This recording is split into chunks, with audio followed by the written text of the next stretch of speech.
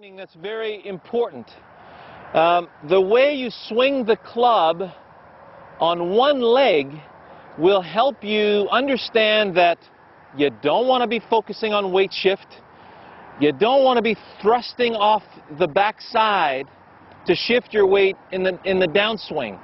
Weight shift happens all by itself as a result of a good swing, okay? So if somebody's saying you're shifting your weight, it's like me saying, hey, your shoes are white. It's just an obvious thing, okay? So to prove this and to demonstrate this, I do this with my students all the time. I do a lot of training with them on one leg, okay? So if I were to set up on my left leg and I were to swing the club back and through without stopping, the only way I can stay in balance, you notice how my right hip gets out of the way going back and follows on the way through. You notice how everything revolves around the inside of my left hip, left knee, left ankle. Everything just flows around that center of gravity right here. That center of pressure is on the inside of my left side. So you notice how the hips, shoulders, knees, and even that left foot rolling in just a tad. Everything flows together. Notice how now, because I'm on one leg, the bottoming out of the club is always in the same spot. Now, I ask my students quite often, how far do you think I could hit the ball? Like, I've got my 5-iron, it's my 195 club. How far do you think I could hit the ball with one leg? And many of them, you know, they say 2/3, half, whatever. Well, in actual fact, off a flat lie, I can hit the ball just every bit as far, maybe just a tad longer, because I've got the tightest radius in my swing possible. So it's like a washing machine in a perfect spin cycle. The inertia flattens the clothing, water gets sucked out of the clothing. If the center of the machine starts getting yanked around, then you've got a tremendous diminishment of speed, okay? So when I have inertia, I have a lot more stretch or taut in the arms. So my arms get stretched out away from the center of my body, and then what happens is that there's torque that builds up through the arms, the shaft of the club, and the club face, so that when the club meets the ball, not only is it meeting the ball with a lot of speed, it's meeting the ball with a lot of compression.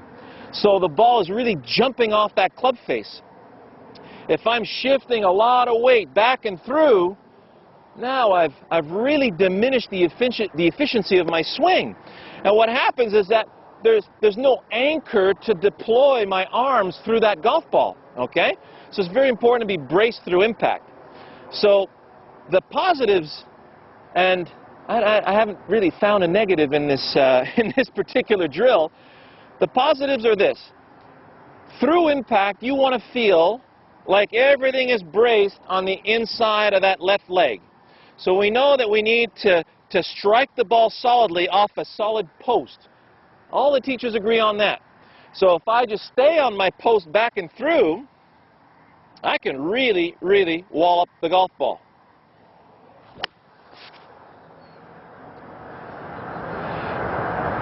Wow. So here I am, about 195 from the green, and I just flew the green, okay? So next, if we look at from behind here how you set up this trailing leg. To do this properly, you want to feel very solid through the left hip, left knee, and left ankle, and make sure that you're not collapsed into that left side. We got to get the pelvis up and stacked, and you'll feel how this right leg is just hanging there from your hip joint. So the right foot is hanging on the inside of the tiptoes. No cheating. Don't put the toes or the ball of the foot flat on the ground. Right on the inside of those tiptoes here. That right foot position is going to help point the right hip in the proper direction. So it really is an oily, relaxed swivel of that butt. So the butt swivels towards the target, and the right side just opens up like a big barn door. Then on the way through, well, I can't thrust off my right side. I'm just using momentum and that range of motion to effortlessly whip that club through impact. So it's open that door, whip it through, and you notice how the right side's just following through. That's all it can do. It's just getting out of the way, and then it's following. So there's no resistance from the right side in either direction. So from the front side, really important stuff. You're staying stacked. See how my legs are wide? I'm not collapsed against my left side. I am braced on the inner portion of my left side. So you still have your tilt here. Very important. My head is inside my right ankle, my left ankle right here. So now when I swing back and through, look how naturally that weight stays on the inside of my left foot. So from here, as the butt turns, the domino effect, that right leg will feel like it's straightening a little. You'll feel that left knee rotate inward, right inside that left ankle a little. Don't go to the point where you feel strain. It's just a nice relaxed rotation of that left femur. So the top of the femur is actually going this way. The left hip is actually moving toward the target. So the left knee can move inside. So you can see the rotation right here in my left leg. I don't want to be doing this. If you feel pressure through the right quad and the right toes, you're doing it wrong. Right here, there's never any pressure that goes to my right side during this at all. So if you can swing the club back and through without stopping,